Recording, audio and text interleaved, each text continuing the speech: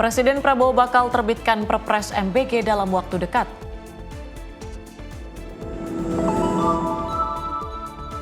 DPR dukung kebijakan satu peta untuk penyelesaian konflik agraria.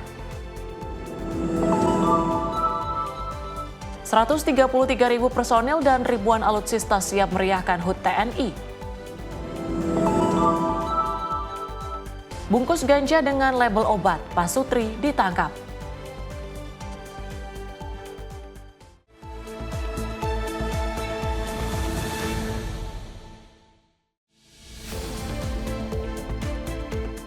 Selamat malam pemirsa, selain 5 informasi tadi, kami juga akan hadir dengan sejumlah informasi terkait dengan agenda dari Kementerian Kabinet Merah Putih serta informasi seputar peristiwa dan olahraga.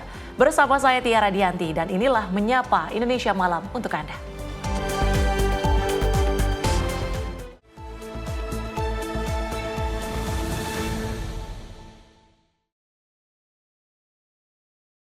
Kami awali dengan informasi Menteri Pertahanan Syafri Samsudin mendadak dipanggil ke istana oleh Presiden Prabowo Subianto usai menyaksikan sailing pas kapal perang TNI AL untuk memperingati HUT ke-80 TNI AL di Kolin Lamil, Jakarta Utara pada Kamis siang kemarin.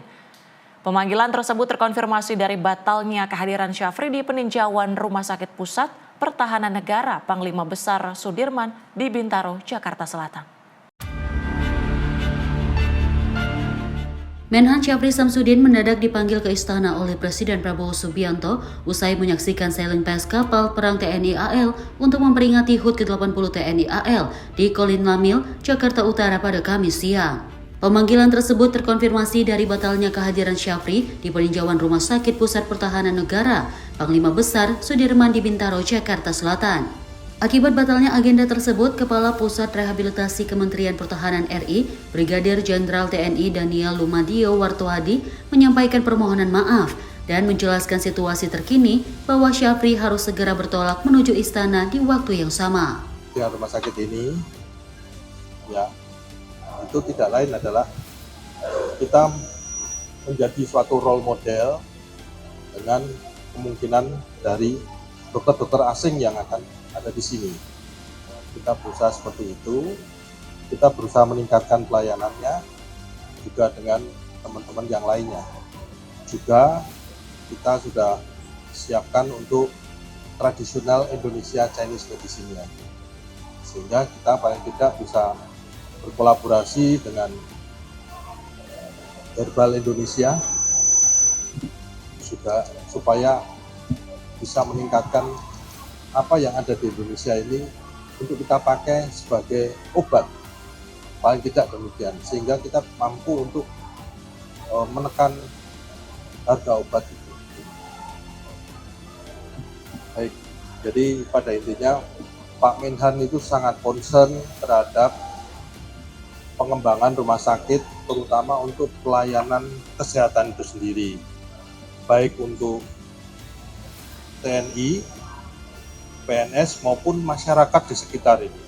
Beliau menanyakan bagaimana perkembangan ini dan kita laporkan untuk pelayanan yang ada di rumah sakit ini mengalami peningkatan yang sangat signifikan selesai dibangun. Daniel menceritakan bahwa pemanggilan tersebut terjadi saat Syafri masih berada di atas geladak kapal milik TNI AL. Menurutnya pemanggilan tersebut bersifat darurat karena datang langsung dari Presiden. Dalam kesempatan yang sama, Daniel menyatakan bahwa Menteri Pertahanan Syafri Samsudin menaruh perhatian besar terhadap perkembangan rumah sakit tersebut. Salah satu inovasi yang diharapkan adalah mengenai pengobatan tradisional yang saat ini bekerja sama dengan pemerintah Cina. Dari Jakarta, Dio Malau, Sinpo TV melaporkan. Pemirsa, Presiden Republik Indonesia Prabowo Subianto meminta Tentara Nasional Indonesia untuk selalu merespon cepat setiap persoalan bangsa. Pesan tersebut menjadi arahan utama menjelang HUT ke-80 TNI yang akan diperingati 5 Oktober mendatang. Arahan Presiden Republik Indonesia Prabowo Subianto menjelang peringatan HUT ke-80 TNI menjadi penekanan penting bagi seluruh jajaran TNI. Presiden menyampaikan TNI harus selalu siap merespon cepat setiap persoalan yang timbul, serta mampu beradaptasi dengan perkembangan lingkungan strategis. Kapuspen TNI Majen TNI Freddy Ardiansyah menegaskan, pesan Presiden itu sekaligus mengingatkan TNI untuk terus memperkuat sinergi dengan seluruh komponen bangsa, termasuk pemerintah, Polri, dan masyarakat. Respon cepat di setiap permasalahan yang ada. Ini saya kira sangat penting ya, karena memang di saat Bapak Presiden Republik Indonesia menginginkan kita respon cepat dan bersinergi dengan seluruh komponen lainnya, kita harus bersiap dengan perintah itu. Saya mewakili Tentara Nasional Indonesia mohon doa restu kepada seluruh rakyat Indonesia. Semoga TNI ke depan bisa menjalankan tugas yang diamanatkan negara dengan baik dan benar. Dari Jakarta, Jihan Nabila Mutia Anggiani, Sinpo TV melaporkan. Presiden Prabowo Subianto memimpin inspeksi armada TNI AL dalam rangka HUT ke-80 TNI di Teluk Jakarta. Kegiatan ini menampilkan kekuatan maritim dan udara TNI serta pemberian tanda kehormatan kepada prajurit berprestasi. Presiden Prabowo Subianto memimpin inspeksi armada TNI Angkatan Laut dalam rangka peringatan HUT ke-80 TNI di Teluk Jakarta pada Rabu 2 Oktober. Dalam kegiatan bertajuk Presidential Inspection ini, Prabowo menyaksikan langsung parade laut atau Sailing Pass dari atas KRI Dr. Rajiman Wedio Diningrat 992 yang menampilkan kekuatan maritim TNI AL dengan 51 unsur kapal perang termasuk fregat, korvet, kapal selam, kapal cepat, serta kapal latih Taruna AAL. Sejumlah unsur dari ADRI, Bakamla Basarnas, Polairut KKP, dan Perhimpunan Kapal Nelayan juga turut serta memeriahkan acara. Dalam sambutannya, Presiden menekankan pentingnya menjaga kedaulatan serta kehormatan bangsa dan negara. Ia juga menganugerahkan tanda kehormatan Bintang Yuda Dharma Pratama kepada 6 perwira tinggi TNI atas jasa pengabdian luar biasa. Selain itu, penghargaan Samkarya Nugraha diberikan kepada 12 satuan TNI dari berbagai matra atas dedikasi dan pencapaian mereka dalam menjaga pertahanan negara. TNI AL turut menampilkan kekuatan udara melalui penerbangan angkatan laut dengan mengerahkan pesawat Bonanza, Viper, CN-235, Kasa NC-212, helikopter Bell 412, Panther, serta 3 UAV. Masyarakat yang hadir di kawasan Teluk Jakarta juga disuguhi atraksi militer berupa tembakan meriam kapal, sistem senjata anti kapal selam RBU 6000, dan peluncuran roket ML RSRM 70 grade dari KRI Teluk Aboina 503. Tim redaksi Sinpo TV melaporkan.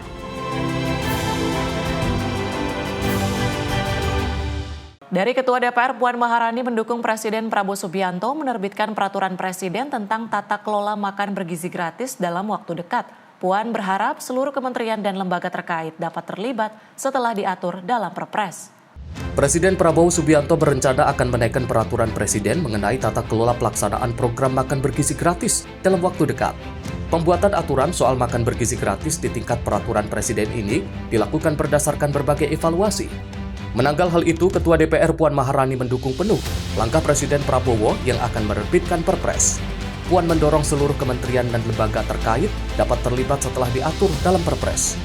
Dirinya berharap setelah adanya Perpres, pelaksanaan program makan bergizi gratis tidak terjadi masalah lagi, khususnya di lapangan. Ya, terkait dengan MBG tentu saja karena ini kepentingannya untuk anak-anak generasi penerus bangsa. Bahkan Bapak Presiden pun sudah menyampaikan bahwa ini satu program yang sangat penting bagaimana kemudian meningkatkan gizi seluruh anak Indonesia.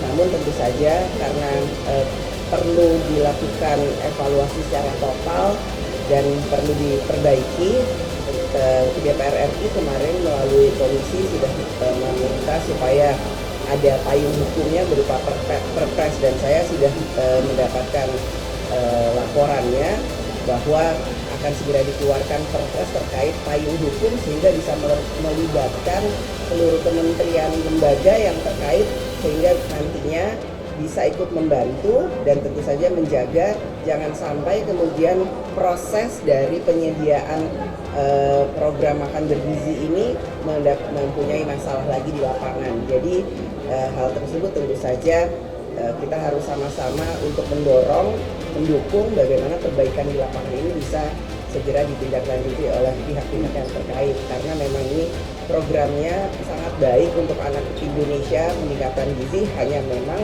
prosesnya dan mekanismenya harus total dievaluasi. Dari Jakarta, Fahrizal Ahmad Amin, Sinpo TV melaporkan. Sementara itu, Kepala Badan Gizi Nasional Dadan Hindayana menegaskan program makan bergizi gratis akan terus dijalankan meski banyak kasus terjadinya keracunan. Hal ini seiring perintah Presiden Prabowo Subianto untuk melakukan percepatan dalam program ini. Program makan bergizi gratis akan terus dilanjutkan oleh pemerintah. Kepala Badan Gizi Nasional Dadan Hindayana menegaskan akan terus menjalankan program ini. Dadan juga meminta kepada SPPG untuk melakukan pendekatan kepada para orang tua untuk mengembalikan kepercayaan untuk anak-anak kembali dapat menyantap makanan bergizi gratis di sekolah.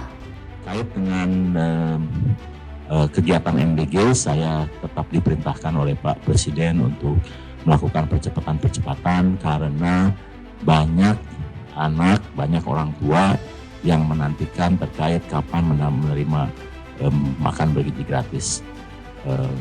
Di luar perintah itu saya tetap melaksanakan kecuali nanti Pak Presiden mengeluarkan perintah lain. Terima kasih. Nah, kemudian untuk SPPG yang bermasalah, untuk sementara ini kita stop dulu ya, karena satu kan ada kejadian yang memang harus dianalisis, diinvestigasi, sehingga kita akan tahu sebetulnya apa yang terjadi di tempat tersebut.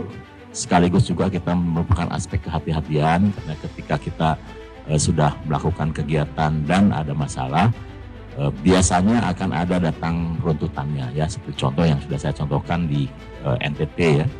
Jadi ada satu kejadian di NTT, satu SMP itu kita stop begitu ada kejadian, dan 10 hari kemudian ternyata di SMP itu mengalami keracunan yang bukan dari MBG-nya. Ini salah satu aspek untuk kehati-hatian terkait dengan hal tersebut. Pihaknya juga menambahkan bagi daerah yang telah menyatakan kasus ini sebagai kejadian luar biasa untuk mengklaim biaya tersebut kepada asuransi. Dari Jakarta, Dio Malawu, Sinpo TV melaporkan. Lalu dari Menteri Kesehatan Budi Gunadi Sadikin bersama Menko Bidang Pangan, Kepala MBG dan sejumlah kementerian terkait menggelar konferensi pers di Kementerian Kesehatan Jakarta. Dalam konferensi tersebut, pemerintah menegaskan penanggulangan kejadian luar biasa atau KLB keracunan pangan menjadi program prioritas MBG yang terintegrasi dari tingkat puskesmas hingga kementerian.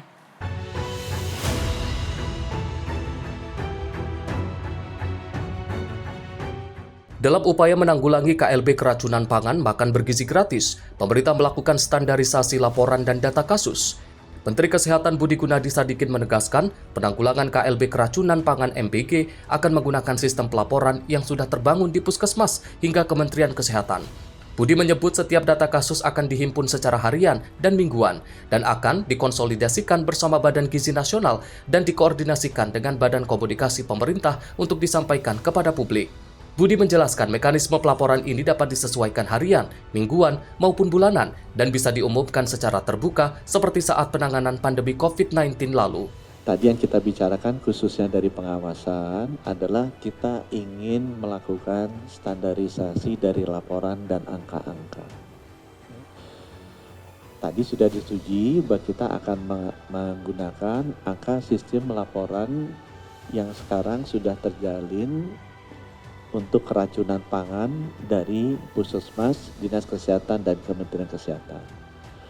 Angka-angka itu setiap hari ada, setiap minggu ada, dan nanti angkanya akan dikonsolidasikan bersama antara Kemenkes dan BGN.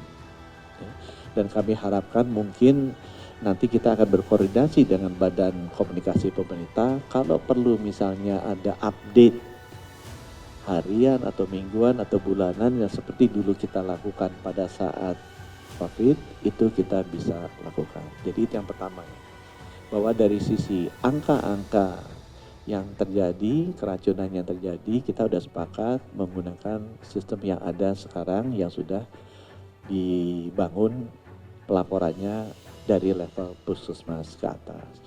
Dari Jakarta, Jihan Nabila, Rona Bayu, Sinpo TV melaporkan.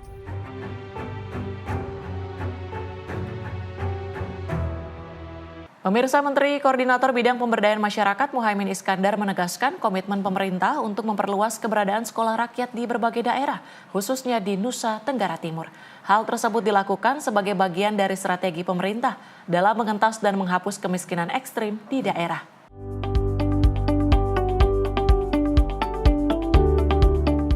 Menko Pemberdayaan Masyarakat Muhaimin Iskandar menekankan bahwa sekolah rakyat merupakan upaya percepatan pengentasan kemiskinan dengan memberikan pendidikan gratis berasrama untuk anak-anak dari keluarga kurang mampu.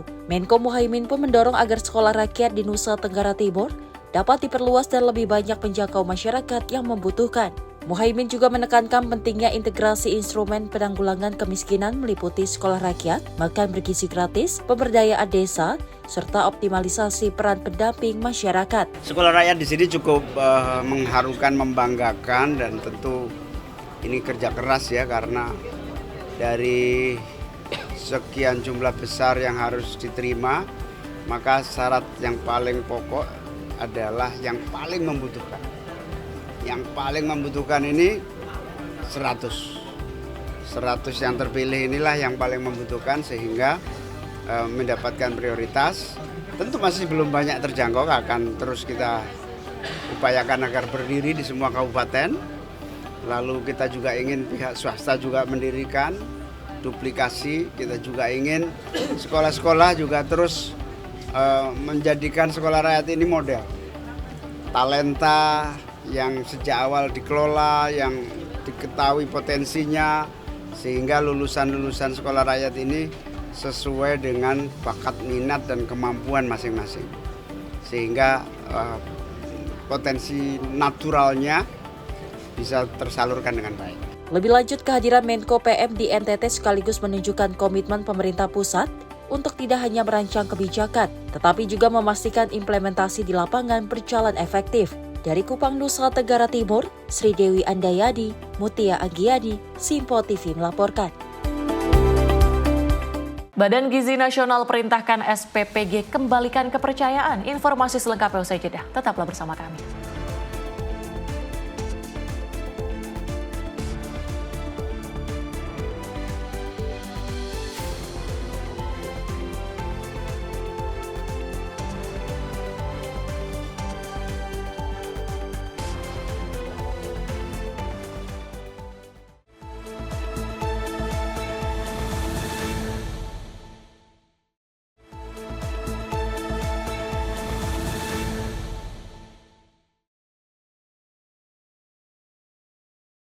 Anda kembali menyaksikan Menyapa Indonesia Malam. Pemirsa, Kepala Badan Gizi Nasional Dadan Hindayana menegaskan program makan bergizi gratis akan terus dijalankan meski banyak kasus terjadinya keracunan.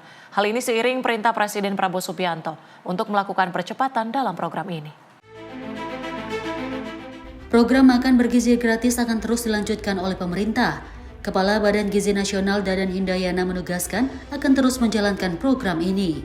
Dadan juga meminta kepada SPPG untuk melakukan pendekatan kepada para orang tua untuk mengembalikan kepercayaan untuk anak-anak kembali dapat menyantap makanan bergizi gratis di sekolah. Terkait dengan kegiatan MBG, saya tetap diperintahkan oleh Pak Presiden untuk melakukan percepatan karena banyak anak, banyak orang tua yang menantikan terkait kapan menerima makan bergizi gratis. Di luar perintah itu saya tetap melaksanakan kecuali nanti Pak Presiden mengeluarkan perintah lain. Terima kasih. Nah, kemudian untuk SPPG yang bermasalah, untuk sementara ini kita stop dulu ya, karena satu kan ada kejadian yang memang harus dianalisis, diinvestigasi, sehingga kita akan tahu sebetulnya apa yang terjadi di tempat tersebut. Sekaligus juga kita merupakan aspek kehati-hatian karena ketika kita sudah melakukan kegiatan dan ada masalah, biasanya akan ada datang runtutannya ya, seperti contoh yang sudah saya contohkan di NTT ya. Jadi ada satu kejadian di NTT, satu SMP itu kita stop begitu ada kejadian, dan 10 hari kemudian ternyata di SMP itu mengalami keracunan yang bukan dari MBG. Ini salah satu aspek untuk kehati-hatian terkait dengan hal tersebut. Pihaknya juga menambahkan bagi daerah yang telah menyatakan kasus ini sebagai kejadian luar biasa untuk mengklaim biaya tersebut kepada asuransi. Dari Jakarta, Dio Malawu, Sinpo TV melaporkan. Tangis haru pecah ketika salah satu anggota DPD RI, Lia Istifhama, menjenguk salah satu korban selamat dari tragedi robohnya musola Pondok Pesantren Al-Khozini di Buduran, Sidoarjo, Jawa Timur pada beberapa waktu lalu. Pada momen itu, Lia turut menyampaikan bela sungkawanya yang mendalam atas insiden tersebut dan berharap kejadian serupa tidak terulang kembali. Ambruknya musola Pondok Pesantren Al-Khozini di Buduran, Sidoarjo, Jawa Timur menyisakan luka mendalam yang tak hanya dirasakan keluarga korban, melainkan seluruh masyarakat Indonesia. Salah satunya yakni anggota DPD RI, Lia Istifhama, yang menyempatkan waktu untuk menjenguk Shailendra Haikal yang merupakan santri korban selamat dari tragedi robohnya musola Pondok Pesantren. Pada momen tersebut, Lia menekankan pentingnya pendampingan psikologis atau trauma healing bagi santri yang selamat dari insiden itu. Menurutnya, trauma healing perlu diberikan secara intensif agar anak-anak tidak mengalami dampak psikologis jangka panjang. Dirinya pun berharap pemerintah pusat maupun daerah dapat berkolaborasi untuk melakukan evakuasi secara tuntas dan mengawal penyembuhan beberapa korban yang masih dalam keadaan selamat. Di sini kita lihat mereka itu memiliki ketegaran yang luar biasa. Kalau saya lihat salah satu hal yang membuat mereka tegar adalah peran penting wali santri, peran penting orang tua yang menyampaikan kepada mereka bahwa ini memang musibah itu bisa dialami oleh siapapun. Dan mereka luar biasa ketegarannya, terutama tadi kita lihat salah satu korban yang bernama Rehan itu, ya pasti lama ya proses penyembuhannya. Kita lihat kaki masih digips, kemudian tangannya juga pasti itu butuh ketegaran luar biasa lah untuk mereka harus melaluinya entah berapa lama, tapi kita doakan semoga mereka ini yang sudah selamat bisa segera pulih seperti semula, seperti sedia kala, amin. Dan yang kedua, kita juga mendoakan para wali santri yang sama-sama menunggu anak-anak mereka di proses evakuasi yang saat ini masih berkumpul di Pondok Pesantren Al-Khozini. Semoga dikasih ketegaran juga dan semoga anak-anak yang di bawah reruntuhan diberi kekuatan agar mereka bisa diselamatkan dan bisa segera pulih juga seperti teman-teman yang sudah diselamatkan. Dan sedangkan untuk para wali santri yang anak-anaknya sudah ditemukan, mohon maaf dalam kondisi sudah meninggal, semoga diberi ketegaran karena insya Allah anak-anak itu masih syahid. Amin. Karena mereka adalah pencari ilmu, mereka meninggalnya di tengah-tengah mereka sholat asar. Kalau dari pemerintah pusat sendiri kan fokusnya memang ke evakuasi ya sekarang ya nih, mungkin ada dukungan seperti apa yang bisa disampaikan? Oke, jadi terkait dengan para pemerintah yang kita lihat semuanya kolaborasi aktif dari pemerintah pusat, pemerintah provinsi maupun pemerintah kabupaten, semuanya sama-sama intens ya kolaborasi bagaimana menangani proses evakuasi dan sebagainya sampai dengan proses penyembuhannya. Kita tentunya sangat mengapresiasi itu dan kita berharap segera evakuasi itu tuntas selesai dan segera juga semuanya mendapatkan penanganan yang intensif. Dari Sidoarjo, Jawa Timur, Fahrizal Davarizkiano, Sinpo TV melaporkan.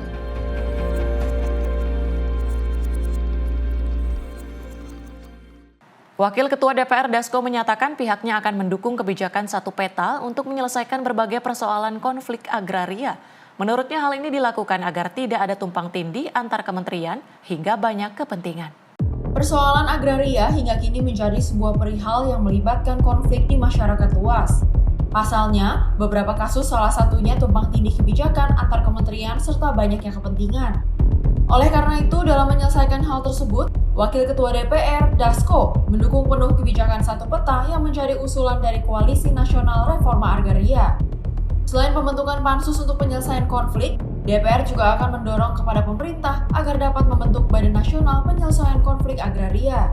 Ya, ini teman-teman dari Koalisi Reforma Agraria ini dengan beberapa organisasi yang lalu-lalu dalam hal memperjuangkan reforma agraria itu memberikan beberapa aspirasi, terutama kasus-kasus agraria yang sudah lama yang belum terselesaikan. Nah, sehingga kemudian selain memang DPR itu sudah membentuk pansus penyelesaian reforma agraria, DPR juga sudah sepakat kemarin bahwa kita akan sama-sama mendorong pemerintah untuk membentuk Badan Penyelesaian Reformasi Agraria. Nah, sehingga permasalahan-permasalahan yang timbul yang sekian lama itu bisa diselesaikan sesuai dengan semangat Presiden Prabowo Subianto untuk kemudian menuntaskan masalah-masalah yang terutama berkaitan dengan kepentingan masyarakat. Demikian. Dalam kesempatan yang sama, Komando Koalisi Nasional Reforma Agraria, Wahidah Baharudin mengapresiasi langkah DPR yang telah membentuk Pansus Penyelesaian Konflik Agraria. Dirinya berharap keluhan dari pihaknya dapat disampaikan ke Presiden Prabowo Subianto melalui DPR. Ya, kami mengapresiasi apa yang sudah dilakukan teman-teman di DPR yang kemudian ada hari ini alhamdulillah sudah terbentuk satu pansus ya, dan kami berharap memang bahwa melalui pansus ini bisa menyelesaikan hal-hal yang sangat urgen yang sekarang ini yang dihadapi teman-teman petani. Ada beberapa konflik yang kemudian juga di situ ada penyerangan secara fisik terhadap petani, kemudian ada juga kriminalisasi. Dan tadi juga ya, kita berharap bahwa karena kami tadi menyerahkan draft ke DPR, kami berharap bahwa insya Allah draft ini bisa disampaikan kepada Bapak Presiden, insya Allah. Saya Wahidah Baharudin, Pak, Ketua Umum Solidaritas Rakyat Mandiri Indonesia sekaligus Komando Nasional Reforma Agraria. Dari Jakarta, Fahrizal Davkarisiano, Sinpo TV melaporkan. Anggota Komisi 9 DPR RI Irma Suryani menegaskan bahwa BPJS Kesehatan tidak pernah membatasi hari rawat inap bagi pasien. Ia mengingatkan bahwa rumah sakit dan dokter seharusnya berpegang pada sumpah profesi, bukan semata mengejar keuntungan dengan layanan yang lebih adil dan manusiawi. Anggota Komisi 9 DPR RI Irma Suryani menyoroti masih adanya praktik rumah sakit yang mengeluarkan pasien lebih cepat meski kondisinya belum stabil. Menurutnya, hal ini harus menjadi perhatian serius agar hak-hak pasien tetap terjamin. Irma juga menekankan pentingnya sosialisasi hak dan kewajiban kepada masyarakat, peningkatan kualitas diagnosis, serta penguatan nilai kemanusiaan dalam layanan kesehatan.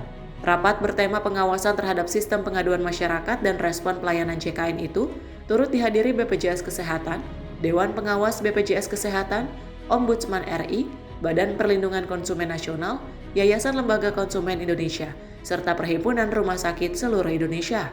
Jelas ya, BPJS tidak melakukan pembatasan hari rawat inap. Selama ini pasien rawat inap itu setelah 3 hari kemudian dikeluarkan. Saya pernah mengalami masalahnya. Jadi ada pasien melapor kepada saya, ibunya sudah dirawat 5 hari di rumah sakit di Medan, masih dalam infus dicabut dan disuruh pulang. Akhirnya saya bilang rumah sakit nggak boleh copot. Akhirnya itu ibu tidak dikeluarkan, Pak. Yang begini-begini ini banyak sebenarnya. Ya, karena banyak rumah sakit juga yang nggak mengambil resiko. Itu juga harus menjadi perhatian penting kita. Karena BPJS ini sejatinya di seluruh dunia yang paling bagus itu ya di Indonesia. Ya, manfaat yang sudah diberikan kepada rakyat Indonesia itu sudah luar biasa, Pak. Bagus, banyak, tapi memang harus ada informasi lebih banyak lagi kepada masyarakat terkait dengan hak dan kewajiban. Sehingga pasien tahu apa haknya dan apa kewajiban BPJS, apa kewajiban rumah sakit. Selain itu, ia meminta BPJS Kesehatan memperbaiki sistem informasi kepada masyarakat. Salah satunya dengan mewajibkan rumah sakit menempelkan daftar obat yang ditanggung maupun tidak ditanggung JKN di ruang pelayanan agar pasien tidak bingung. Tim redaksi Sinpo TV melaporkan. Dari Ketua DPR Puan Maharani mendukung Presiden Prabowo Subianto menerbitkan peraturan Presiden tentang tata kelola makan bergizi gratis dalam waktu dekat. Puan berharap seluruh kementerian dan lembaga terkait dapat terlibat setelah diatur dalam Perpres. Presiden Prabowo Subianto berencana akan menaikkan peraturan Presiden mengenai tata kelola pelaksanaan program makan bergizi gratis dalam waktu dekat. Pembuatan aturan soal makan bergizi gratis di tingkat peraturan Presiden ini dilakukan berdasarkan berbagai evaluasi. Menanggal hal itu, Ketua DPR Puan Maharani mendukung penuh langkah Presiden Prabowo yang akan menerbitkan Perpres. Puan mendorong seluruh kementerian dan lembaga terkait dapat terlibat setelah diatur dalam Perpres. Dirinya berharap setelah adanya Perpres, pelaksanaan program makan bergizi gratis tidak terjadi masalah lagi, khususnya di lapangan. Ya, terkait dengan MBG tentu saja karena ini kepentingannya untuk anak-anak generasi penerus bangsa. Bahkan Bapak Presiden pun sudah menyampaikan bahwa ini satu program yang sangat penting bagaimana kemudian meningkatkan gizi seluruh anak Indonesia. Namun tentu saja karena perlu dilakukan evaluasi secara total dan perlu diperbaiki, DPR RI kemarin melalui komisi sudah meminta supaya ada payung hukumnya berupa perpres, dan saya sudah mendapatkan laporannya bahwa akan segera dikeluarkan perpres terkait payung hukum sehingga bisa melibatkan seluruh kementerian lembaga yang terkait sehingga nantinya bisa ikut membantu dan tentu saja menjaga jangan sampai kemudian proses dari penyediaan program makan bergizi ini mempunyai masalah lagi di lapangan. Jadi hal tersebut tentu saja kita harus sama-sama untuk mendukung bagaimana perbaikan di lapangan ini bisa segera ditindaklanjuti oleh pihak-pihak yang terkait, karena memang ini programnya sangat baik untuk anak Indonesia meningkatkan gizi, hanya memang prosesnya dan mekanismenya harus total dievaluasi. Dari Jakarta, Fahrizal Ahmad Amin, Sinpo TV melaporkan. Pemirsa, Presiden Republik Indonesia Prabowo Subianto meminta Tentara Nasional Indonesia untuk selalu merespon cepat setiap persoalan bangsa. Pesan tersebut menjadi arahan utama menjelang HUT ke-80 TNI yang akan diperingati 5 Oktober mendatang. Arahan Presiden Republik Indonesia Prabowo Subianto menjelang peringatan HUT ke-80 TNI menjadi penekanan penting bagi seluruh jajaran TNI. Presiden menyampaikan TNI harus selalu siap merespon cepat setiap persoalan yang timbul, serta mampu beradaptasi dengan perkembangan lingkungan strategis. Kapuspen TNI Maijen TNI Freddy Ardiansyah menegaskan, pesan Presiden itu sekaligus mengingatkan TNI untuk terus memperkuat sinergi dengan seluruh komponen bangsa, termasuk pemerintah, Polri, dan masyarakat. Respon cepat di setiap permasalahan yang ada. Ini saya kira sangat penting ya, karena memang di saat Bapak Presiden Republik Indonesia menginginkan kita respon cepat dan bersinergi dengan seluruh komponen lainnya, kita harus bersiap dengan perintah itu. Saya mewakili Tentara Nasional Indonesia mohon doa restu kepada seluruh rakyat Indonesia. Semoga TNI ke depan bisa menjalankan tugas yang diamanatkan negara dengan baik dan benar. Dari Jakarta, Jihan Nabila Mutia Anggiani, Sinpo TV melaporkan. Pemirsa, kami akan kembali dengan sejumlah informasi lainnya. Tetaplah bersama kami di Sinpo TV.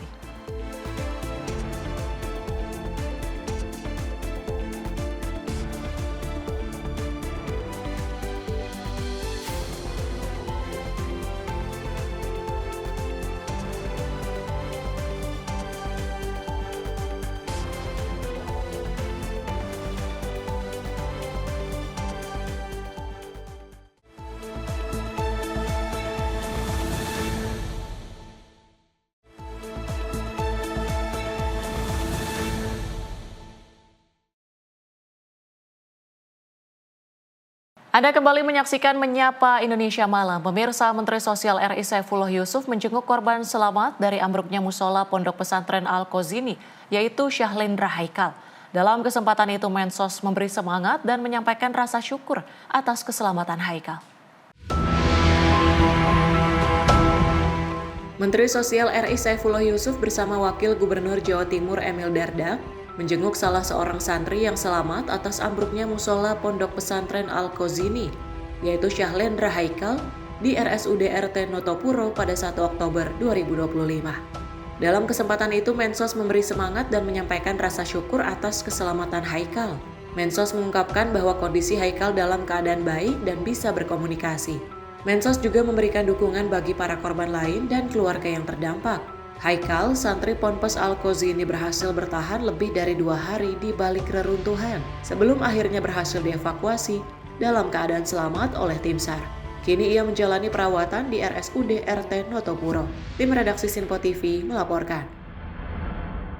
Kita beralih ke informasi lain. Menjelang 75 tahun hubungan diplomatik antara Indonesia dan Swiss, Menteri Investasi dan Hilirisasi Rosan Ruslani memperkuat hubungan diplomatik dengan Wakil Presiden Swiss Guy Parmelin. Keduanya berkomitmen pada perdagangan dan akses pasar, ekonomi hijau dan keberlanjutan, inovasi dan transformasi digital, serta UMKM untuk pengembangan sumber daya manusia. Perjanjian Kemitraan Ekonomi Komprehensif CEPA Indonesia-Uni Eropa membuat kerjasama ekonomi negara-negara anggota European Free Trade Association atau EFTA termasuk Swiss semakin luas. Kunjungan Wakil Presiden Swiss sekaligus anggota Dewan Federal dan Kepala Departemen Federal Urusan Ekonomi, Pendidikan, dan Penelitian Swiss, Yang Mulia Guy Parmelin di Jakarta, menjadi simbol komitmen Swiss memperdalam hubungan ekonomi dengan Indonesia menjelang peringatan 75 tahun hubungan diplomatik kedua negara pada tahun 2026 mendatang. Keduanya menegaskan komitmen pada perdagangan dan akses pasar, ekonomi hijau dan keberlanjutan, inovasi dan transformasi digital, kolaborasi UMKM, serta pengembangan sumber daya manusia. Diskusi juga mencakup outlook investasi Indonesia, sektor mineral dan logam, serta partisipasi Indonesia di World Economic Forum 2026. Sebagai hasil konkret, Kementerian Investasi dan Hilirisasi BKPM juga menandatangani Expression of Interest antara dengan Federal Department of Economic Affairs, Education and Research Swiss Confederation untuk memperkuat kerjasama di sektor mineral dan logam. Tim redaksi Sinpo TV melaporkan. DPR resmi mengesahkan rancangan undang-undang mengenai perubahan keempat atas Undang-Undang Nomor 19 Tahun 2003 tentang Badan Usaha Milik Negara. Undang-undang ini mengatur perubahan Kementerian BUMN menjadi Badan Pengaturan BUMN. DPR menggelar sidang paripurna ke-6 masa persidangan 1 tahun sidang 2025-2026 di Kompleks Parlemen Senayan, Jakarta. Rapat tersebut dipimpin langsung oleh Wakil Ketua DPR Dasko dengan didampingi Ketua DPR Puan Maharani beserta Wakil Ketua DPR lainnya Saan Mustafa dan Cucun Ahmad Samsurijal. Dalam sidang itu DPR resmi mengesahkan salah satunya yakni rancangan undang-undang tentang perubahan keempat atas Undang-Undang Nomor 19 Tahun 2003 tentang Badan Usaha Milik Negara.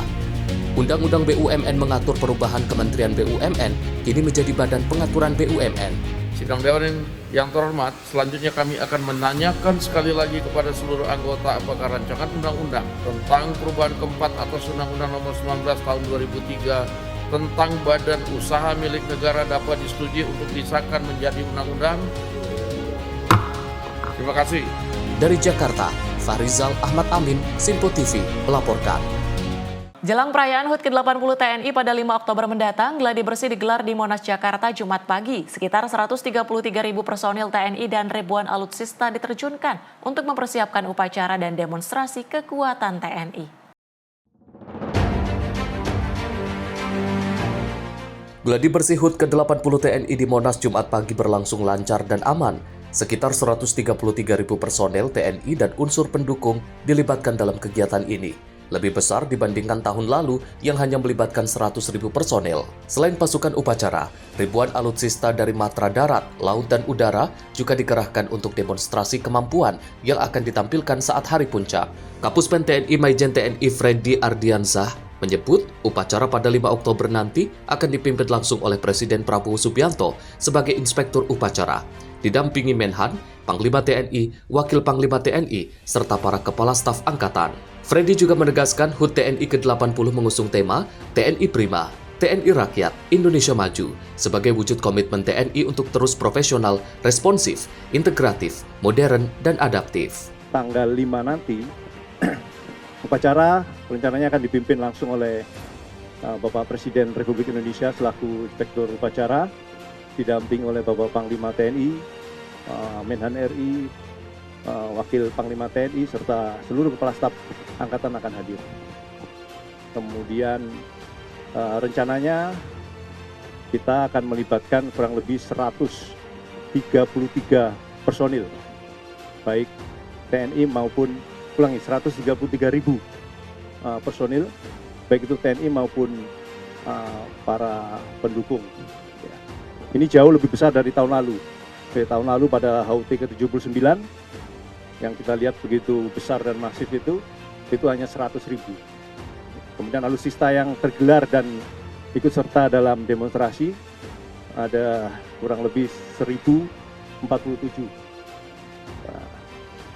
Kita harapkan nanti pada saat pelaksanaan di tanggal 5 cuaca mendukung, kemudian seluruh kekuatan baik itu matra darat, laut dan udara serta komponen pendukung bisa memberikan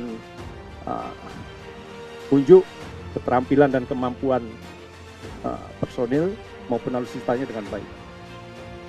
Adapun tema yang kita gunakan di HUT ke-80 TNI ini adalah TNI Prima, TNI Rakyat Indonesia Maju. Dari Jakarta, Jihan Nabila, Mutia Anggiani, Sinpo TV melaporkan.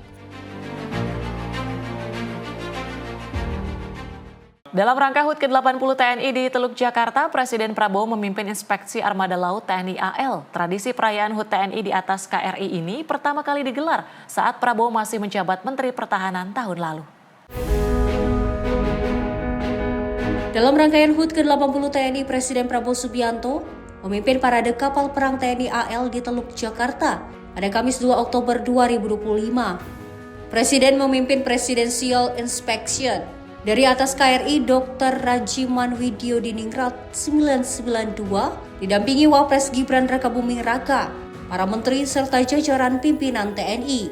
Sebanyak 51 kapal dari berbagai satuan TNI Angkatan Laut, Bakamla, Basarnas, hingga kapal nelayan ikut serta dalam parade. 2 kapal baru menjadi sorotan utama, yaitu KRI Belati 622 dan KRI Brawijaya 320. KRI Belati merupakan kapal TNI AL pertama yang menggunakan sistem propulsi hybrid.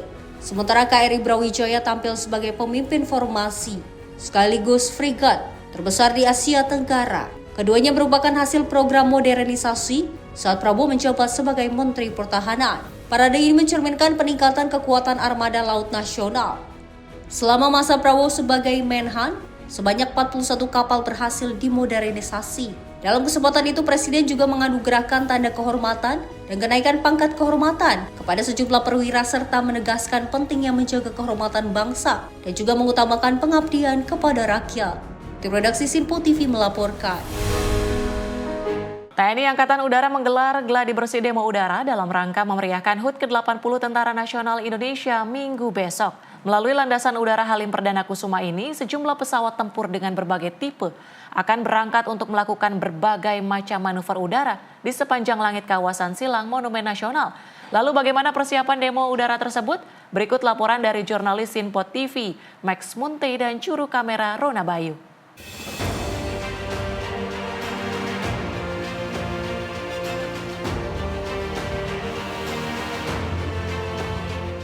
Ya pemirsa, dari Terminal Selatan Lanut Halim Perdana Kusuma di mana nantinya wilayah ini akan menjadi titik keberangkatan menuju demo udara dalam perayaan HUT ke-80 Tentara Nasional Indonesia. Dan dari wilayah ini sendiri ataupun dari Lanut Halim Perdana Kusuma ini sejumlah tipe pesawat nantinya akan diterbangkan menuju kawasan Silang Monas melalui jalur udara yang ada di atas kawasan Silang Monas. Dan saat ini kita akan menuju bersama dengan salah satu penerbang yang nantinya akan melaksanakan demo udara pada HUT ke-80 TNI nanti pada hari Minggu esok bersama dengan salah satu penerbang yaitu Letkol Olive Rizaldo. Selamat pagi Letkol Olive, mungkin boleh digambarkan Letkol terkait dengan nantinya dari Pak Letkol sendiri akan mencoba menerbangkan pesawat apa ini Pak Olive? Selamat pagi, perkenalkan saya Letkol penerbang Olive Rizaldo dari Kawasan Cyborg. Saya berdinas di Wing Udara 6 Lanut Rusmin Nuryadin. Di hadapan kita sekarang kita berada di salah satu pesawat yang berada di jajaran Wing Udara 6, yaitu pesawat F-16 yang berada di jajaran Skadron Udara 16 Lanut Rusmin Nuryadin. Pesawat F-16 pada kesempatan hari ulang tahun TNI yang ke-80 ini akan menampilkan beberapa manuver atraksi guna mendukung kegiatan tersebut. Di antaranya adalah melaksanakan flypass, bergabung dengan beberapa pesawat tempur yang lain, kemudian melaksanakan dogfight, pertempuran dari udara lawan udara dengan pesawat T-50, kemudian yang terakhir melaksanakan manuver bombers sebagai penutup rangkaian kegiatan demo udara pada upacara HUT TNI. Dari Pak Olive sendiri nantinya pada hari Minggu esok sejauh ini akan menerbangkan tipe pesawat seperti apa? Mungkin boleh kita melihat secara detail pesawatnya begitu Pak Olive? Ya, saya sendiri sebenarnya menerbangkan pesawat Hawk dan saya sebagai reserve pada misi tersebut. Namun karena saya berdinas di Wing Udara 6, saya juga melaksanakan supervisi terhadap skadron-skadron yang berada di jajaran, yaitu Skadron 12 yang menerbangkan pesawat Hawk dan Skadron 16 yang menerbangkan pesawat F-16. Sejauh ini Pak Olive terkait dengan kesiapan baik dari secara kesehatan para penerbang yang nantinya ikut dalam demo udara pada hari Minggu besok, dari Pak Olive sendiri sejauh ini bagaimana persiapannya Pak Olive? Sejauh ini para penerbang fit ya, semua siap untuk melaksanakan tugas. Kemudian kita juga selalu menekankan pentingnya keamanan kepada setiap personil, tidak hanya penerbang namun juga teknisi untuk memaintain fitness, kemudian menjaga kesehatan, karena memang tugas kita cukup berat. Kita harus mempersiapkan misi dari malam, kemudian harus pagi harus sudah siap, kemudian melaksanakan ritme yang seperti itu, sehingga kita harus memastikan bahwasanya setiap personil yang melaksanakan tugas harus dalam keadaan fit. Mungkin terakhir Pak Olive, terkait dengan nantinya besok merupakan hari tenang menuju pada perayaan puncak hari Minggu nanti. Sejauh ini pada hari Sabtu nanti bagaimana dari Pak Olive sendiri sebagai seorang penerbang, apa yang nantinya akan dilakukan persiapan ataupun apa yang akan dilakukan seperti itu? Baik, tentunya hari ini kita melaksanakan gladi bersih dalam persiapan menuju ke hari H tanggal 5 Oktober. Tentunya apabila nanti pada saat rangkaian hari H ini didapatkan beberapa evaluasi yang harus kita perbaiki begitu, maka kita akan laksanakan. Namun apabila tidak, kita akan mempersiapkan diri, mengecek kembali persiapan alutsista, penerbang, kemudian pendukung, agar nanti pada harinya kita siap 100% untuk melaksanakan tugas. Siap, terima kasih. Selamat bertugas Pak Olive. Dan pemirsa, memang tadi dari Letkol Olive yang dimana memang menjadi seorang penerbang pada perayaan puncak demo udara nantinya pada hari Minggu besok, di mana memang sejumlah persiapan baik kesehatan dan juga teknis dari detail pesawat pun sudah dikerahkan ataupun sudah dicek and recheck kembali, di mana untuk mengantisipasi keamanan dan juga mencegah sejumlah hal yang tidak diinginkan begitu. Dan dari Lanut Halim Perdana Kusuma, Max Ronabayu, Sinpo TV melaporkan.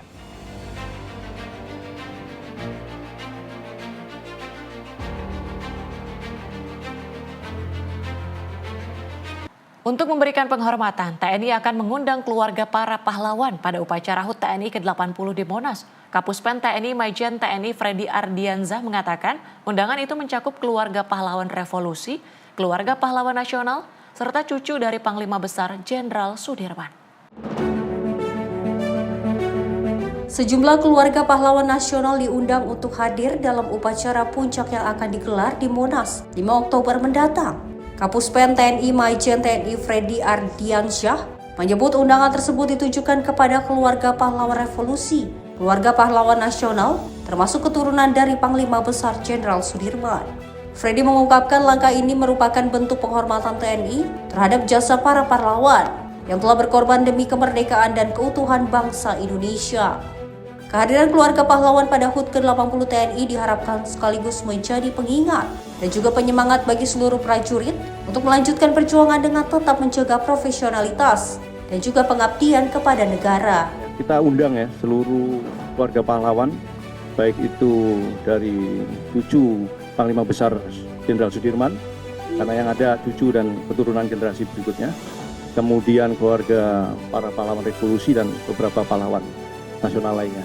Dari Jakarta, Jihan Nabila Mutia Anggaini, Sinpo TV melaporkan.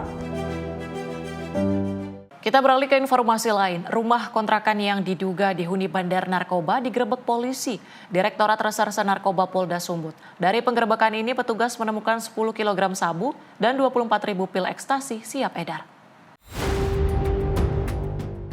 Awalnya petugas dari Direktorat Reserse Narkoba Polda Sumut mengamankan dua pria berinisial ISH dan AR yang baru turun dari sepeda motor di lobi apartemen di Jalan Listrik Kota Medan, Sumatera Utara. Keduanya diketahui merupakan anggota sindikat pengedar narkoba yang sudah 3 kali melakukan transaksi di apartemen tersebut. Dari salah satu kamar apartemen yang disewa oleh tersangka, polisi menemukan sisa penggunaan narkotika dan 150 pil Heavy Five yang belum sempat diedarkan pelaku. Petugas kemudian melakukan pengembangan dan menggeledah rumah kontrakan tersangka di wilayah Kecamatan Pancur Batu, Kecamatan Deli Serdang, Sumatera Utara. Dari dalam rumah tersebut ditemukan 10 kg sabu dan 24.000 pil ekstasi yang disembunyikan tersangka di kolong tempat tidur.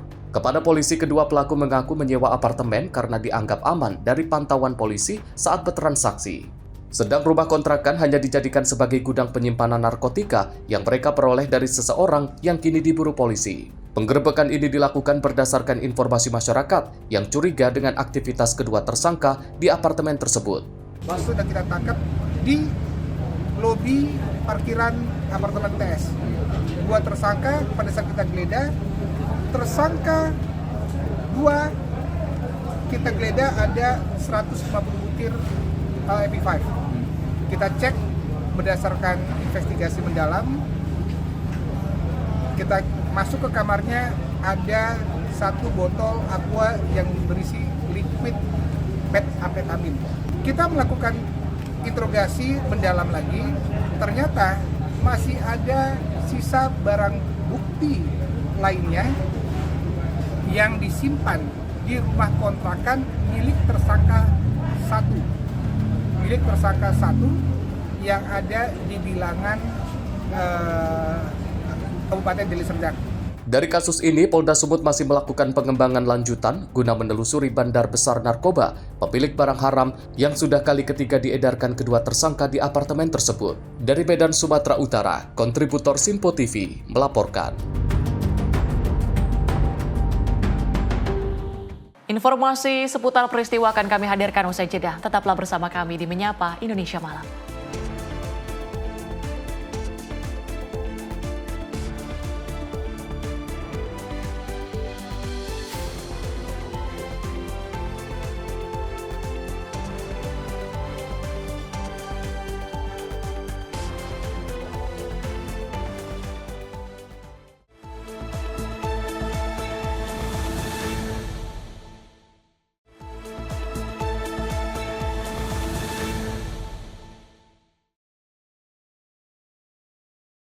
Anda kembali menyaksikan Menyapa Indonesia Malam bersama saya, Tiara Dianti. Pemirsa, seorang perempuan lansia berumur 75 tahun ditemukan meninggal dunia di dalam sumur. Korban diduga terpeleset ke dalam sumur sedalam 11 meter ketika ingin memperbaiki tali karet. Sejumlah petugas dari Sat Narkoba Polres Cimahi melakukan penangkapan terhadap sepasang suami istri yang terindikasi menjual narkotika. Setelah dilakukan penggeledahan di dalam kamar pelaku, polisi mendapati ganja seberat 3,7 kg siap edar. Untuk mengelabui petugas, pasutri bernama Jakaria dan Elis ini membungkus ganja kering dengan kemasan label obat-obatan herbal. Berdasarkan hasil keterangan pelaku, mereka mendapatkan ganja sebanyak 7 bungkus yang dibalut bungkus obatan herbal dari seorang bandar berinisial H di Banda Aceh. Barang haram itu dikirim dari Aceh menuju Bandung melalui bus antar kota antar provinsi. Pelaku mendapatkan keuntungan 2 juta rupiah per bungkus. Untuk mempertanggungjawabkan atas segala perbuatannya, pasangan suami istri yang baru menikah 5 bulan ini terancam hukuman minimal 5 tahun penjara. Untuk mengelabuinya, upaya tersangka dengan modus adalah dimasukkan dalam kotak yang berisi label pengobatan herbal. Pengobatan herbal untuk mengelabui para petugas yang alhamdulillah berdasarkan hasil full bucket dan penyelidikan lebih lanjut berhasil diamankan untuk sebelum akhirnya diberangkatkan melalui salah satu armada bus yang akan yang dari Aceh menuju ke Bandung, sehingga alhamdulillah belum sempat tersebar. Pasutri ini sudah melakukan aksinya kurang lebih 4 bulan ke belakang dari mulai bulan Juni 2025. Dari Kota Cimahi, kontributor Simpo TV melaporkan. Kesal lantaran tidak diperpanjang kontraknya, seorang mantan security bersama 3 rekannya nekat melakukan perusakan di sebuah pabrik di kawasan industri modern Cikande, Kabupaten Serang, Banten. Peristiwa ini terekam kamera pengawas. Inilah rekaman CCTV saat mantan security bernama Cucu, 26 tahun, bersama 3 orang temannya mendatangi pabrik PT Bach Multi Global di kawasan industri modern Cikande, Kabupaten Serang, Banten. Dengan membawa senjata tajam, keempat pelaku merusak sejumlah fasilitas perusahaan sehingga menimbulkan kerugian hingga puluhan juta rupiah.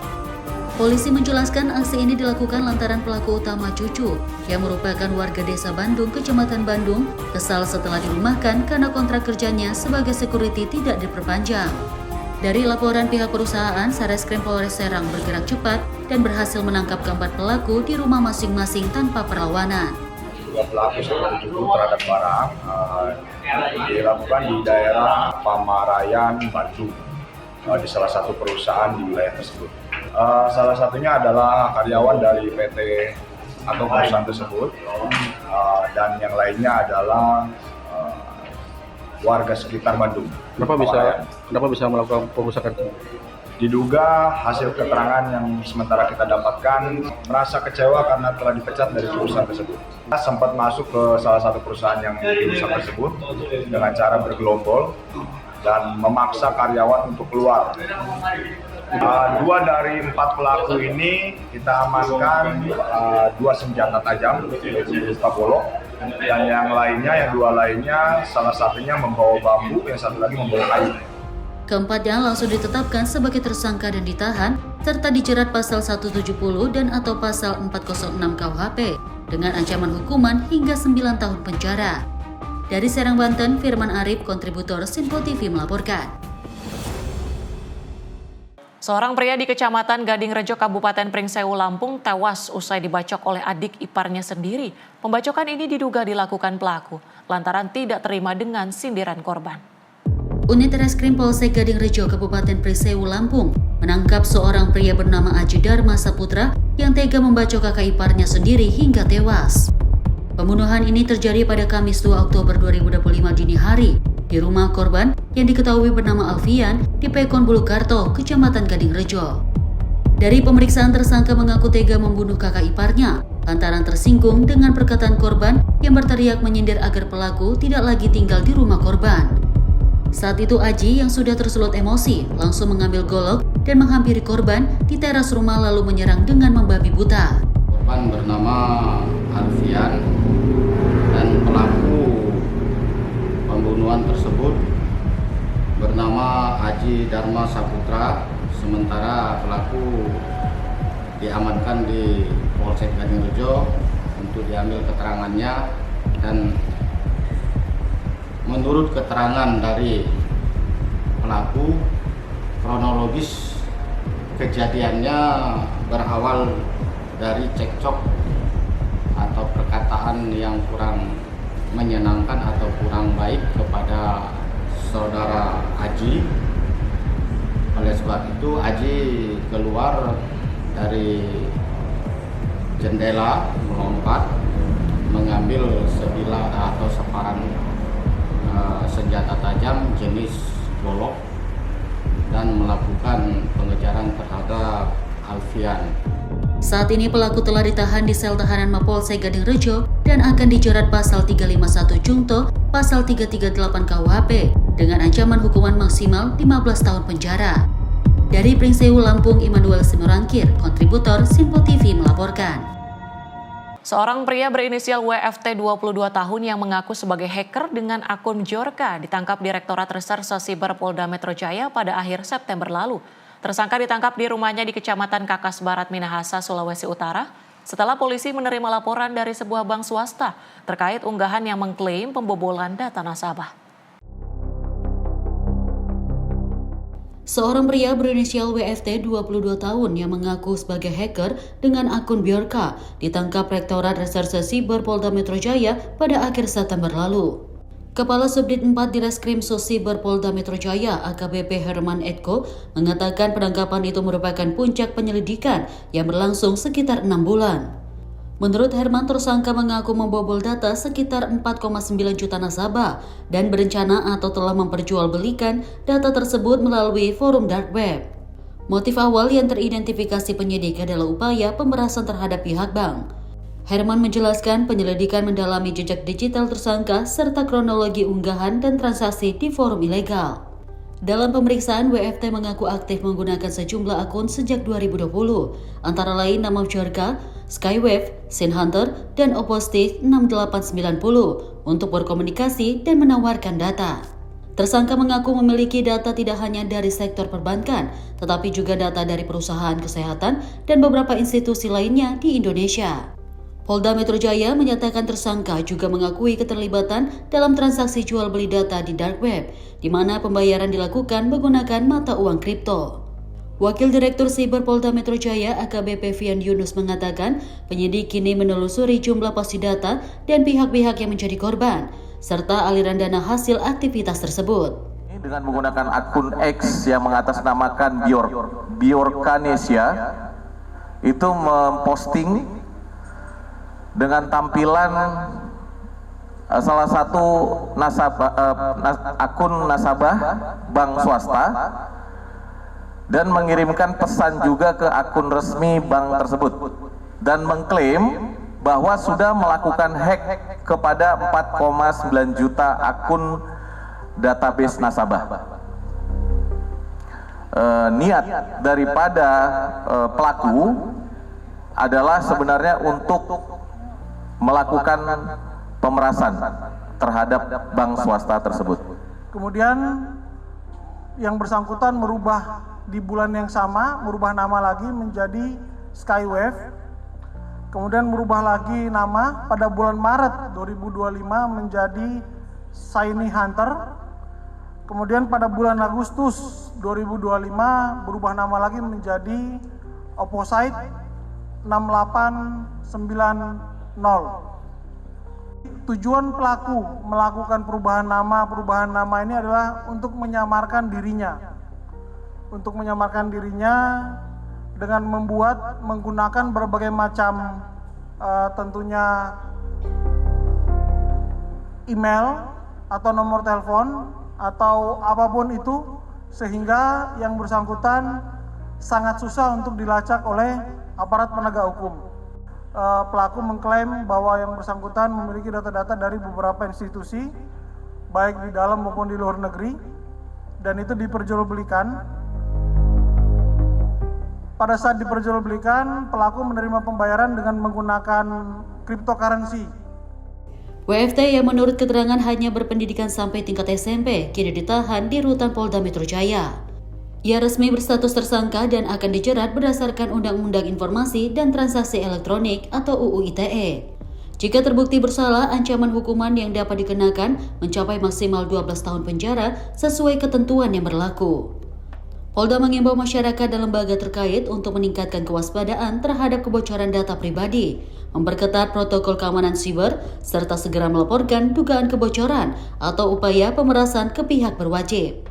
Polisi juga mengingatkan agar publik tidak menyebarluaskan data yang diduga hasil pembobolan untuk menghindari kerugian lebih lanjut bagi korban.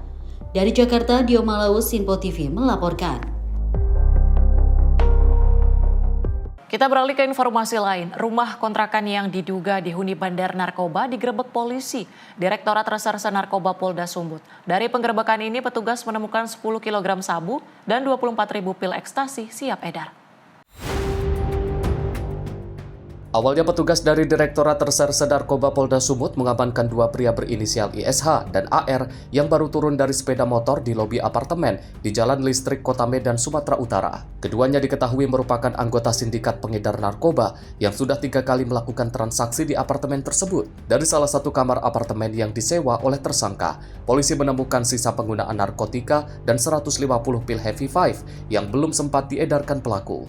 Petugas kemudian melakukan pengembangan dan menggeledah rumah kontrakan tersangka di wilayah Kecamatan Pancur Batu, Kecamatan Deli Serdang, Sumatera Utara. Dari dalam rumah tersebut ditemukan 10 kg sabu dan 24.000 pil ekstasi yang disembunyikan tersangka di kolong tempat tidur. Kepada polisi, kedua pelaku mengaku menyewa apartemen karena dianggap aman dari pantauan polisi saat bertransaksi. Sedang rumah kontrakan hanya dijadikan sebagai gudang penyimpanan narkotika yang mereka peroleh dari seseorang yang kini diburu polisi. Penggerebekan ini dilakukan berdasarkan informasi masyarakat yang curiga dengan aktivitas kedua tersangka di apartemen tersebut. Sudah kita tangkap di lobi parkiran apartemen TS. Dua tersangka pada saat kita geledah, tersangka dua kita geledah ada 150 butir EP5. Kita cek berdasarkan investigasi mendalam. Kita masuk ke kamarnya, ada 1 botol aqua yang berisi liquid metamfetamin. Kita melakukan interogasi mendalam lagi, ternyata masih ada sisa barang bukti lainnya yang disimpan di rumah kontrakan milik tersangka 1. Milik tersangka 1 yang ada di bilangan Kabupaten Deli Serdang. Dari kasus ini, Polda Sumut masih melakukan pengembangan lanjutan guna menelusuri bandar besar narkoba, pemilik barang haram yang sudah kali ketiga diedarkan kedua tersangka di apartemen tersebut. Dari Medan, Sumatera Utara, kontributor Sinpo TV melaporkan. 2 ekor ular sanca ditemukan bersembunyi di plafon dan kamar mandi warga di Jalan Pelajar Medan, Sumatera Utara pada 30 September 2025 malam. Petugas pemadam kebakaran berhasil mengevakuasi ular dan dibawa ke kantor pemadam kebakaran.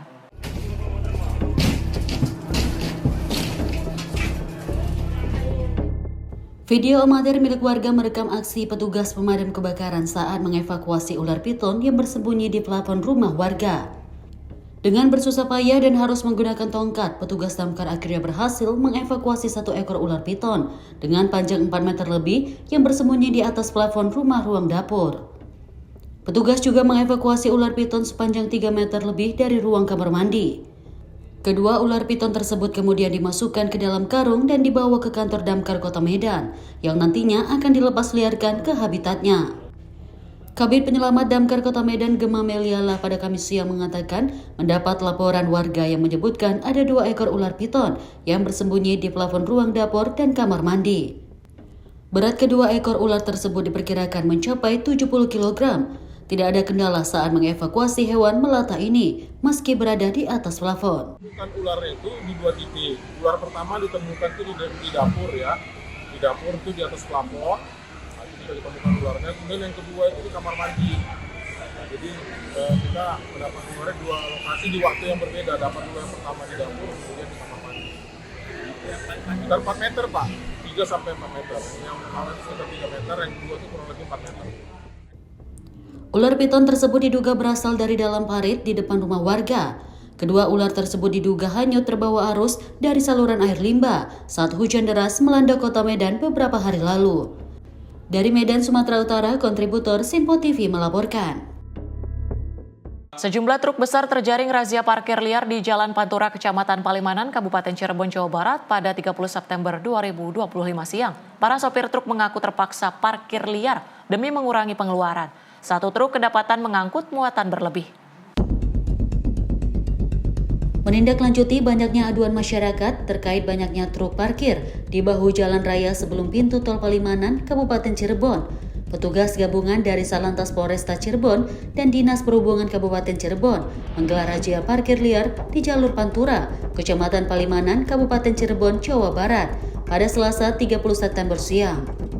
Sejumlah kendaraan besar atau truk kedapatan tengah terparkir di bahu jalan.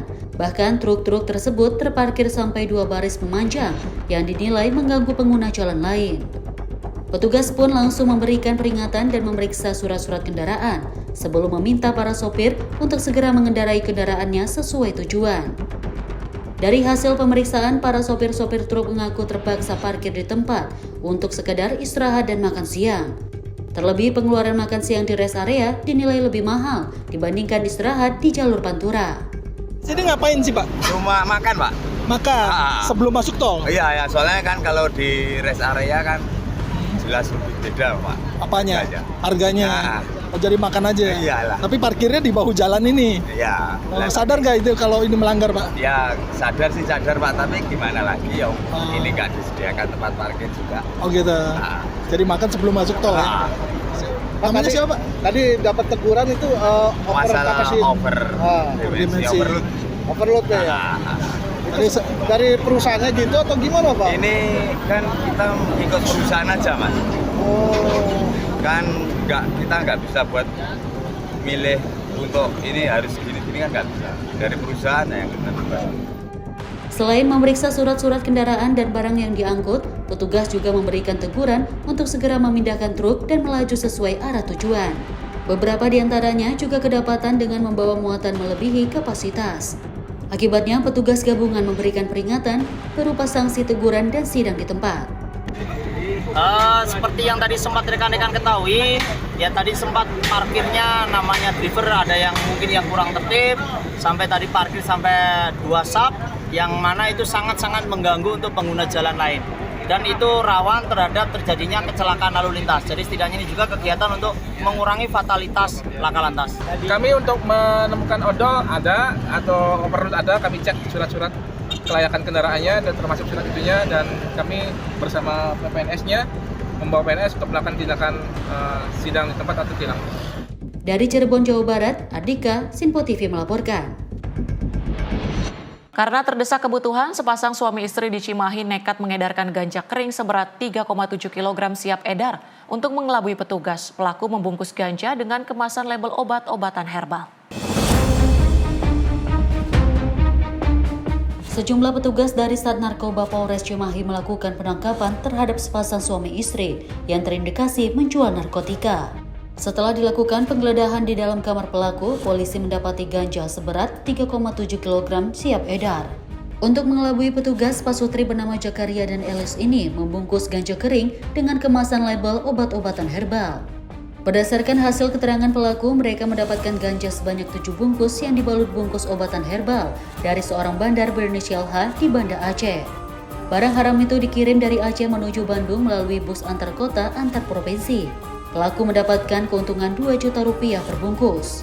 Untuk mempertanggungjawabkan atas segala perbuatannya, pasangan suami istri yang baru menikah 5 bulan ini terancam hukuman minimal 5 tahun penjara. Untuk mengelabuinya, upaya tersangka dengan modus adalah dimasukkan dalam kotak yang berisi label pengobatan herbal. Pengobatan herbal untuk mengelabui para petugas yang alhamdulillah berdasarkan hasil full bucket dan penyelidikan lebih lanjut berhasil diamankan untuk sebelum akhirnya diberangkatkan melalui salah satu armada bus yang akan yang dari Aceh menuju ke Bandung, sehingga alhamdulillah belum sempat tersebar. Pasutri ini sudah melakukan aksinya kurang lebih 4 bulan ke belakang dari mulai bulan Juni 2025. Dari Kota Cimahi, kontributor Simpo TV melaporkan. Kita ke informasi lain pemirsa, naik 1,19%, indeks masyarakat digital Indonesia capai 44,53%. Hasil ini menandakan peningkatan transformasi digital dan semakin mahirnya masyarakat Indonesia dalam menggunakan teknologi berbasis digital. Catatan ini merupakan hasil dari pengukuran Indeks Masyarakat Digital Indonesia atau IMDI tahun 2025 yang dilakukan Badan Pengembangan Sumber Daya Manusia Kementerian Komdij. Ada 4 pilar atau aspek yang menjadi tolak ukur dalam survei IMDI tahun ini, yaitu infrastruktur dan ekosistem, keterampilan digital, pemberdayaan masyarakat, dan pekerjaan. Pada tahun 2025, Indeks Masyarakat Digital Indonesia mencapai 44,53%. Hasil ini mengalami kenaikan sebesar 1,19% dibanding tahun sebelumnya. Pengukuran IMDI dilakukan pada bulan Juli hingga Agustus dengan melibatkan lebih dari 18.000 responden individu dan 11.000 responden dari sektor industri dengan cakupan 38 provinsi dan 514 kabupaten dan kota. Dalam IMDI 2025, 3 provinsi yaitu DKI Jakarta, Bangka Belitung, dan Jawa Barat meraih skor tertinggi Indeks Masyarakat Digital Indonesia dengan skor di atas 50%. Sementara itu, kota dan kabupaten pemerintah Kota Bandung memimpin skor tertinggi di wilayah Barat, diikuti oleh Malang dan Jakarta Barat. Wilayah tengah diisi oleh Bontang, Hulu Sungai Tengah, dan Tarakan. Sementara itu di timur ada Kabupaten Maluku Tengah, Kota Ternate, dan Kabupaten Sorong. Kenaikan data digitalisasi ini diharapkan juga dapat mendorong perekonomian masyarakat yang semakin berkembang dan kreatif. Jadi ini menjadi terlihat kita semua bahwa digitalisasi juga berpengaruh besar terhadap bagaimana kita membangun perekonomian kita dan juga kepatuhan kita terhadap rakyat di daerah. Tadi yang sudah kita lihat diluncurkan adalah IMDI atau Indeks Masyarakat Digital Indonesia 2025. Jadi teman-teman media ada 2 hal ini yang digabungkan dari satu dalam rangka pertama kebersamaan dan yang kedua efisiensi. Jadi ada dua poin pokok. Yang pertama adalah kita meluncurkan Indeks Masyarakat Digital Indonesia 2025 yang melibatkan survei dengan 18.000 responden atau individu dan 11.000 unit usaha, dan hasilnya adalah di tahun 2025 ini kita naik dari 43,34% di 2024 kita naik menjadi 44,53 pada tahun 2025. Dan Innovation Hub yang nanti kita akan munculkan bersama-sama, tujuannya adalah bagaimana kita bisa menaikkan indeks masyarakat digital di Indonesia di tahun 2026. Ya, sebenarnya ada 4 pilar yang diukur mencerminkan bagaimana infrastruktur, bagaimana literasi digital di masyarakat, kemudian bagaimana impact-nya pada pekerjaan, demikian juga dalam pemanfaatannya. Nah, dari hasil pengukuran ini tentunya ada pergeseran dari tahun-tahun sebelumnya, khususnya terkait dengan siapa yang memiliki nilai tertinggi, kurang lebih demikian. Tak hanya sektor industri, keuntungan pemerataan digitalisasi ini juga dirasakan pemerintah. Berkat adanya digitalisasi ini membuat banyak program pemerintah terbantu, seperti yang dirasakan pemerintah Kota Malang. Signifikan, ya. Salah satunya kemarin kami memenangkan award ya, terkait dengan PPD, Perencanaan Pembangunan Daerah. Itu yang kami ajukan di tahun 2025 ini adalah berbasis digital, yaitu PDKT SAM. Ini pendekatan dengan sistem IT dan digitalisasi untuk bisa mendeteksi terkait dengan kantong-kantong kemiskinan. Kita, karena itu adalah berbasis BAINIT, kemudian tentu juga dengan berbagai macam keinginan masyarakat Kota Malang, akhirnya tujuannya ini dengan digitalisasi itu lebih detail dan menuju titik-titik yang untuk kita beri bantuan itu lebih nyata di lapangan. Berbantuan untuk rumah tidak layak huni, kemudian juga kemarin juga terkait dengan bagaimana kita pada saat masuk penerimaan siswa baru, kita juga berbasis dengan PDKT SAM. Jadi kita jelas-jelas dengan basis digital ini membantu pemerintah Kota Malang untuk bisa merealisasikan, terutama visi misi saya, ada dasar bakti unggulan saya, kita terbantu benar. Pemerataan digitalisasi di segala sektor diharapkan dapat meningkat pada IMDI 2026 nanti. Dari Jakarta, tim Sinpo TV melaporkan. Informasi tadi sekaligus menutup jumpa kita kali ini. Saya Tiara Dianti, mewakili seluruh kerabat kerja yang bertugas pamit undur diri. Terima kasih dan sampai jumpa.